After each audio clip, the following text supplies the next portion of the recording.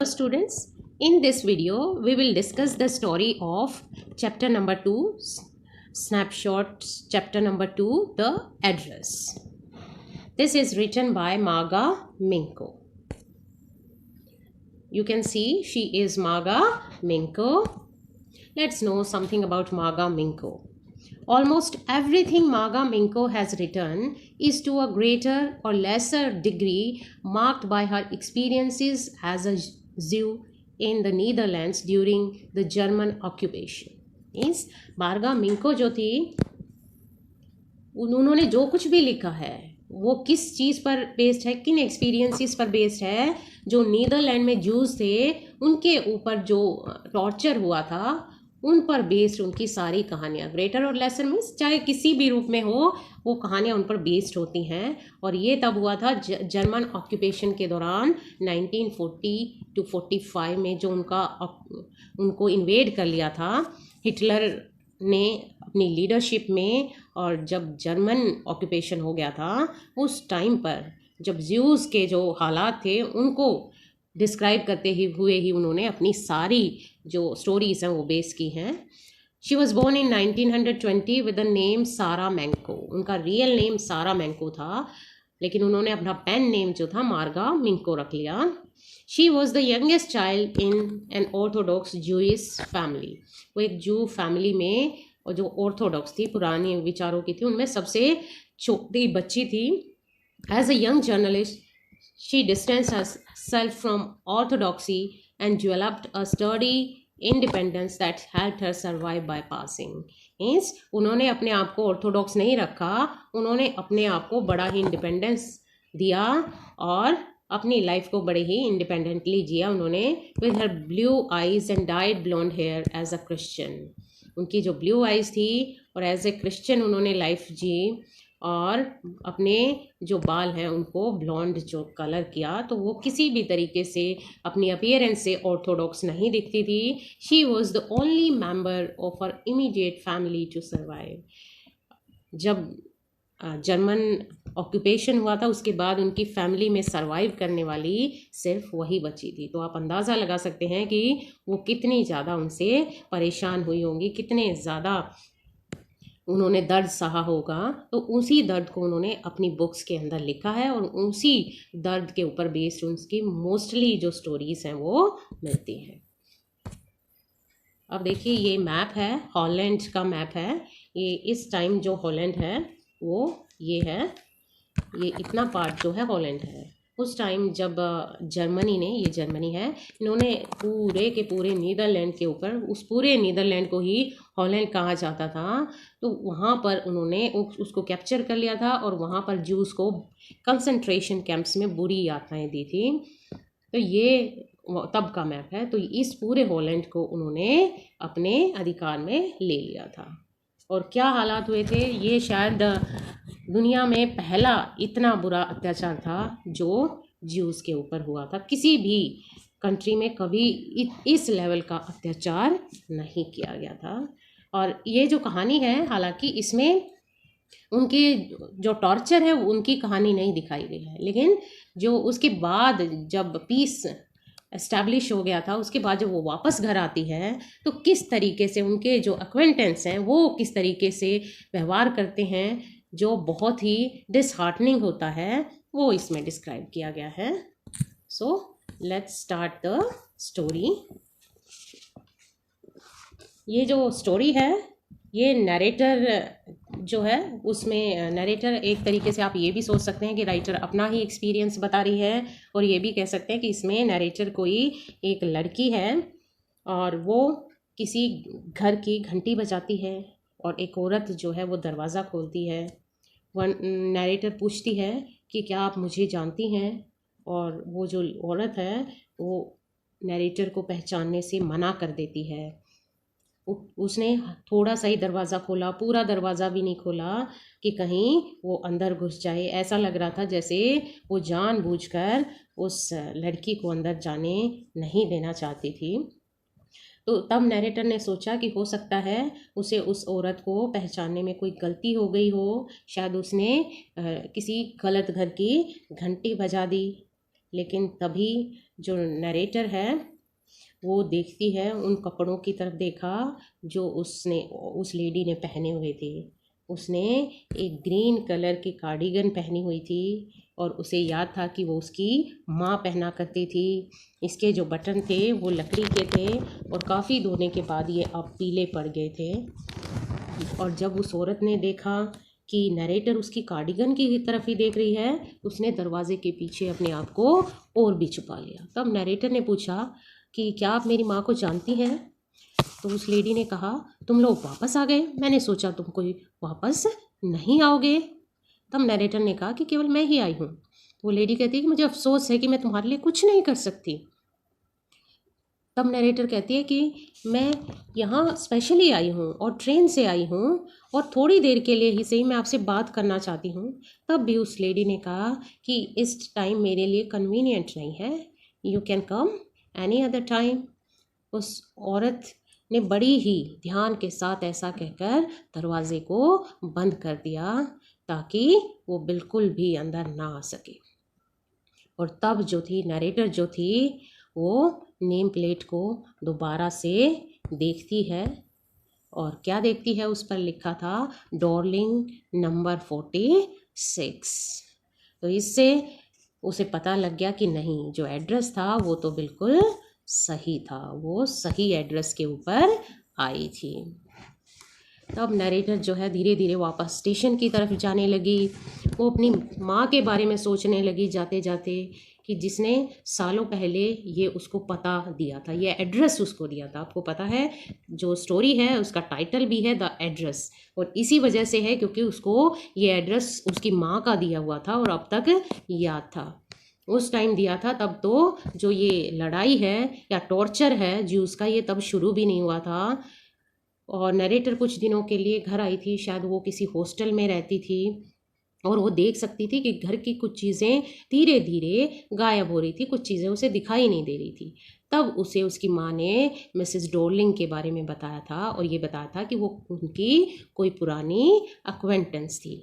उसकी माँ ने कई वर्षों से उसे देखा नहीं था और वो अचानक ही आ गई थी और नरेटर की जो माँ थी उससे दोबारा से अपना जो संबंध था वो बना लिया था और उसके बाद वो उनके घर रेगुलर आने लग गई थी।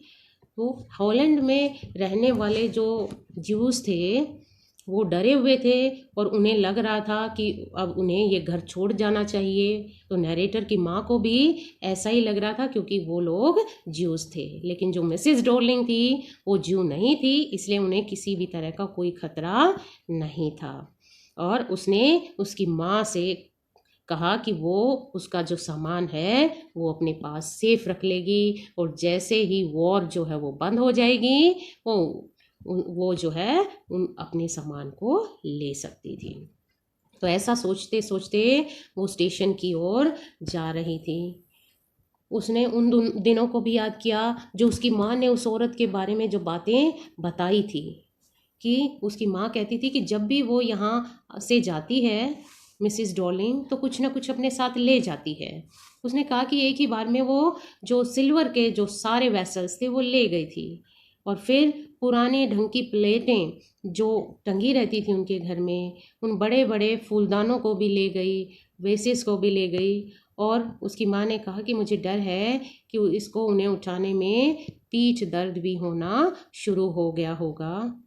और मेरी माँ ने फिर अपना सिर हिलाते हुए कहा कि मैंने खुद से सुझाव नहीं दिया था, ये तो उसी का अपना सुझाव था, बल्कि उसने इंसिस्ट किया, एक तरीके से जिद की थी कि वो इस सारे सामान को ले जाएगी। फिर नरेटर पूछती है अपनी माँ से कि क्या आपने उनसे कहा था कि हम वापस आएंगे और अपना सामान ले लेंगे? तो माँ ने जवाब दिया कि ऐसा करना तो बड़ा ही अपमान की बात होती कि मैं अपनी फ्रेंड से इस तरह की बात करूँगी। और वो अपनी जान भी जोखिम में डाल रही थी क्योंकि हम जैसे ज्यूस की वो हेल्प कर रही थी, तो मेरा उनसे इस तरीके से बात करना जो था वो शायद उसे बुरा लग सकता था।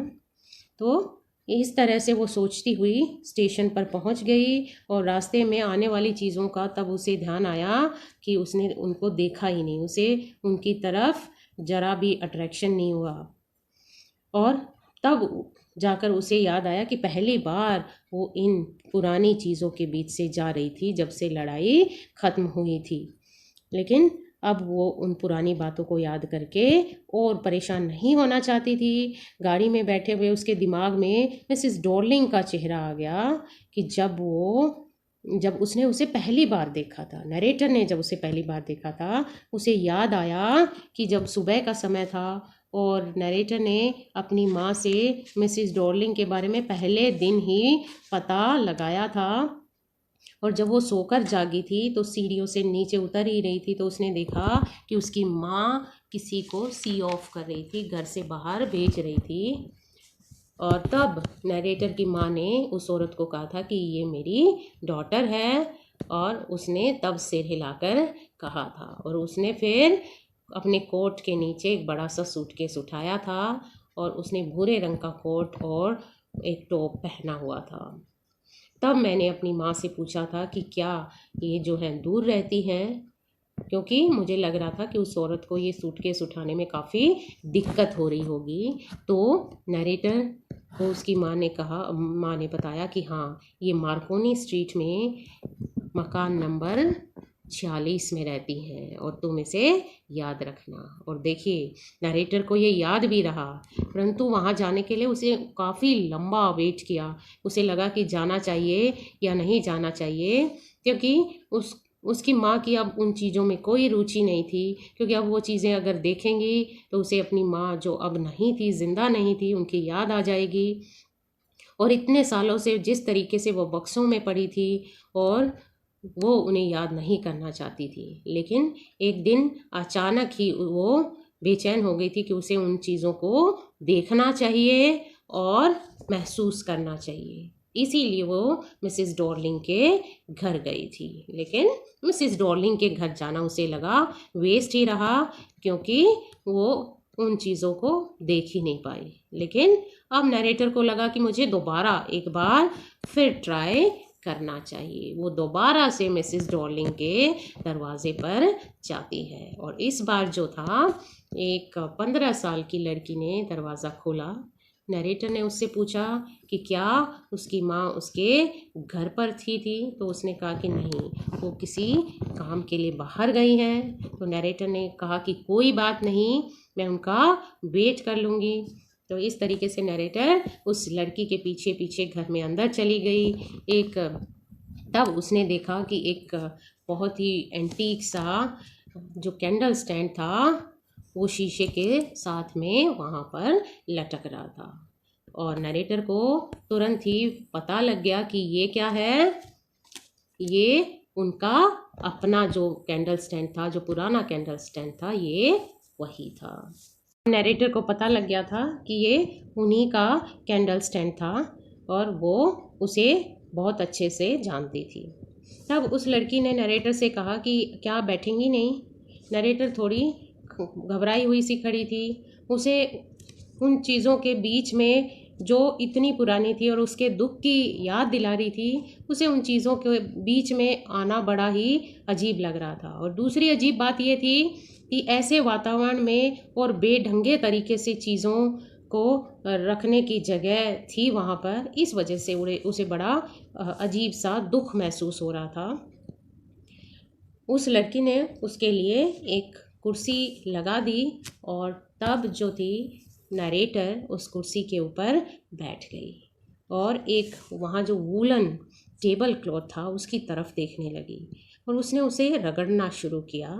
रगड़ने से उसकी उंगलियां गर्म हो गई और उसके डिज़ाइन में फिर वो उंगलियां फेरने लगी। और जब उसने टेबल क्लॉथ के किनारे पर, उसे याद आया कि कभी अगर ये उनका टेबल क्लॉथ है तो उस पर जलने का निशान था, वहाँ से वो फटा हुआ था और जिसकी उन्होंने कभी मेंड नहीं किया था, उसकी मरम्मत ही नहीं की थी। उस लड़की ने कहा कि मेरी माँ जल्दी आ जाएंगी, मैंने उनके लिए पहले ही चाय बना दी है, क्या आप भी एक कप लेना चाहेंगी। तो नरेटर ने कहा कि नहीं थैंक यू। तब लड़की ने चाय के मेज कप पर रख दिए। उसकी जो पीठ थी, उसकी जब उसने बैक देखी तो उसकी माँ के जैसी ही ब्रॉड थी, क्योंकि उसने मिसेस डॉर्लिंग को भी पीछे से जाते हुए देखा था और उसकी बेटी की भी उनके जैसी ब्रॉड वेस्ट थी। तब उसने जो कैटल थी उसके ढक्कन का सुनहरा बॉर्डर देखा और नरेटर को फिर उसके बारे में याद आ गया, क्योंकि जो कैटल थी वो भी उन्हीं की थी। फिर लड़की ने एक बॉक्स खोला, उसमें से कुछ स्पून्स बाहर निकाले। उसके बाद उसने नरेटर के लिए चाय डाली। फिर नरेटर जैसे वो खुद ही कहती है, वो कहती है कि ये बहुत ही बढ़िया बॉक्स है। तब लड़की हंसी और कहने लगी कि ये मेरी माँ कहती है ये सारी एंटीक चीज़ें हैं और ऐसी हमारे पास बहुत सारी हैं। और ऐसा करके उसने कमरे की तरफ इशारा किया कि देखो आप भी देख सकते हो इस कमरे में। तो नरेटर को उसकी कोई ज़रूरत ही नहीं थी, क्योंकि उसे पता था कि वो सारी एंटीक चीज़ें उनके घर से ही लाई गई थी। केवल वो चाय की जो टेबल थी उसी की तरफ देख रही थी, जब जो वो लड़की थी वो प्लेट पर बना जो सेब था उसे देख रही थी। उस लड़की ने फिर कहा कि देखो, क्योंकि वो लड़की जो थी बड़ी एक्साइटेड थी इन सारी चीज़ों के बारे में बताकर, वो कहती है कि देखो कि हम इन सारी चीज़ों को हर रोज़ यूज़ करते हैं और देखो एक बार तो हमने वो जो दीवार पर टंगी हुई प्लेट्स हैं उनमें भी खाना खाया था। लेकिन नरेटर का ध्यान जो था वो टेबल क्लॉथ पर ही लगा हुआ था और अब उसे जले हुए का निशान मिल गया था। और जैसे ही उसने वो देखा कि उसे अपनी माँ की याद आ गई और वो सोचने लगी कि एक बार मेरी माँ ने मुझे कहा था कि क्या वो मैं उनकी चांदी के जो बर्तन हैं, सिल्वर जो वेसल्स हैं, उनको पॉलिश करने में हेल्प करेंगी। और तब जाकर मुझे पता चला था कि जिन बर्तनों में हम हर रोज़ खाना खाते थे वो सिल्वर के हैं। और तब तो मुझे और भी हैरानी हुई थी, सरप्राइज़ हुआ था कि जिन स्पून्स का, फोर्क्स वगैरह का हम यूज़ करते हैं, कटलरी का यूज़ करते हैं, वो सारी सिल्वर की थी। और ये मेरे लिए बड़ी ही अजीब बात थी कि हम रोज़ खाना खाते थे लेकिन मुझे इस चीज़ का पता नहीं था। नरेटर ने फिर कहा कि मैं शर्त लगा के कह सकती हूँ कि ये बात तुम्हें मालूम नहीं होगी कि ये सारी कटलरी जो है वो सिल्वर की है। फिर उस लड़की ने कहा कि क्या जिन बर्तनों की में हम खाते हैं उनकी बात कर रही हो तुम? नरेटर ने कहा कि अच्छा क्या तुम्हें पता है? तो वो लड़की थोड़ा सोचने लगी कि पता नहीं उसे पता था या नहीं। फिर वो एक अलमारी की तरफ चली गई उसी रूम में जो थी, और उसमें से एक ड्रॉवर उसने खोला कि वो फिर वो देखने जाती है कि देखो मैं देखती हूँ कि वो सिल्वर के हैं या नहीं है। लेकिन तब तक नरेटर अचानक से वो खड़ी हो गई। उसका मन में बेचैनी होने लगी और उसके दिमाग में सिर्फ एक बात आई कि अब मुझे उसे गाड़ी पकड़नी थी। लड़की का हाथ दराज पर ही था और वो कहने लगी कि क्या तुम जा रही हो, मेरी माँ का इंतज़ार नहीं करोगी? तो नरेटर कहती है कि नहीं मुझे तो जाना है, और वो दरवाजे की तरफ चली जाती है। और फिर लड़की दराज को खोलकर देखती है और जब नरेटर बाहर जा रही है तो उसे उन कटलरी के खनखनाने की आवाज़ आती है और तब उसे पता चलता है कि वो लड़की उनको फील करके देख रही है कि वो सिल्वर के हैं या नहीं है। और इस तरीके से जो नरेटर थी वो बाहर आ जाती है और उसे लगता है कि उसके जो छोटा सा घर है, वो सोचती हुई जाती है कि उसका जो छोटा हुआ सा कमरा है वैसे भी उन्हें उन चीज़ों की अब उसमें ज़रूरत नहीं है, क्योंकि इतने सामान को वो उस छोटे से कमरे में रख नहीं पाएगी। उसने सड़क के किनारे पर आकर नेम प्लेट को दोबारा देखा। इस पर वही लिखा हुआ था मार्कोनी स्ट्रीट और नंबर 46।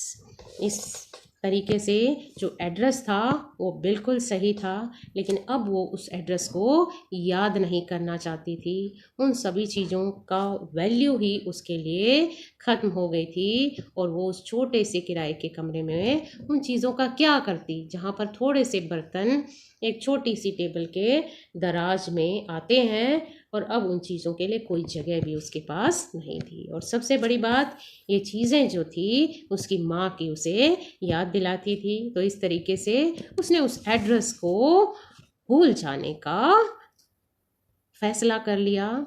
जो सभी बातें उसे भूलनी थी उनमें से ये सबसे आसान चीज़ थी, क्योंकि और दर्द उसके पास बहुत सारे थे भूलने के लिए, और ये एड्रेस था, ये इसको भूलना तो बहुत ही आसान था।